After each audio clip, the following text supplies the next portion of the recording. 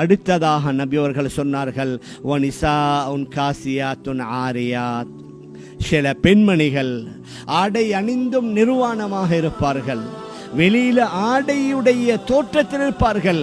ஆனால் ஆடையுடைய நோக்கம் அவர்களுடைய மர்மஸ்தானம் மறையோனும், அவர்களுடைய அங்க அவயவங்கள் மறையோனும், அவர்களுடைய உடலுடைய நிறங்கள் மறையோனும், தோளுடைய நிறம் மறையோனும். ஆனால் அந்த நோக்கம் நிறைவேறாது. நிசாஉன் காசியாத்துன் ஆரியாத், ஆடை அணிந்தும் நிர்வாணமாக இருப்பார்கள். மாயிலாத்துன் முமீலாத்துன், ஆண்களின் பக்கம் அவர்களும் சாய்வார்கள்.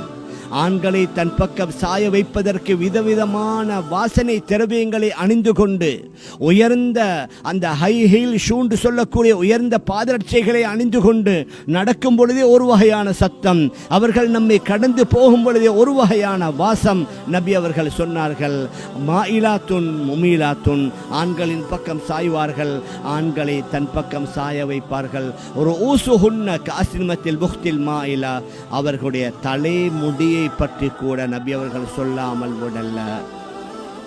அவர்களுடைய கொண்ட முடி இருக்குது, அது காஸ்னிமத்தில் புக்தில் மாயிலா, வேகமாக அடிக்கக்கூடிய காத்துல ஒரு ஒட்டகம் ஓடிக்கொண்டிருக்குது. அந்த ஒட்டகத்துடைய முதுகில் இருக்கிற திமில் அந்த காற்றில் அங்கும் இங்கும் ஆடி அசைவதை போன்று இவர்களுடைய தலைமுடி, தலையில போட்டிக்கிற கொண்டை இருக்குது, அது அங்கும் இங்கும் ஆடி அசைந்து கொண்டிருக்கும். இந்த பெண்மணிகள் லா இதுகுல்லல் ஜன்னா, சுவர்க்கத்தில் நுழைவது ஒரு பக்கம் இருக்க, வலா இஜ்தின ரீஹஹா, அதனுடைய வாடையை கூட நுகர மாட்டார்கள் என்று நபி அவர்கள் சொன்னார்கள். ஆனால் எந்த பயமும் இல்லாமல் நம்முடைய சில சகோதரிகள் நடமாடிக்கொண்டிருக்கின்றார்கள். ஒரு காலத்தில் நாம் நம்முடைய முகத்தை சுளிக்கக்கூடிய, நாம் பார்த்து அருவருக்கக்கூடிய நிலையில் இருந்த மாதிரியான ஆடைகள், அதாவது இஸ்லாம் இல்லாத, தீன் இல்லாதவர்கள்ட்ட இருந்த ஆடைகள் இன்றைக்கு தீன்தாரிகள் என்று கூறக்கூடிய குடும்பங்களில் உள்ள பெண்கள்கிட்ட கூட இருக்குது.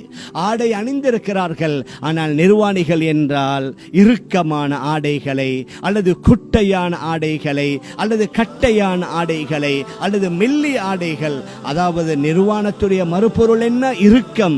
இன்றைக்கு அநேகமாக நாங்கள் பார்க்கலாம், இந்த லெகின் என்று சொல்லக்கூடியது சர்வசாதாரணமாக மாறிவிட்டது.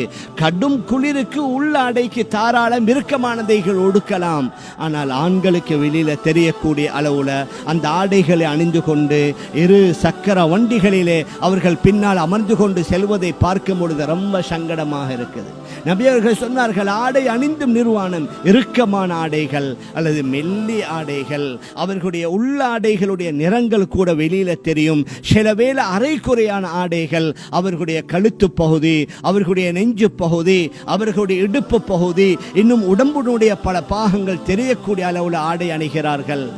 ரொம்ப கவலைக்குரிய விடயம் என்னவென்றால், இந்த ஈஸ்டர் சண்டே அட்டாக்குக்கு பின்னால எங்களுக்கு பல வகையான அழுத்தங்கள் வந்துச்சு.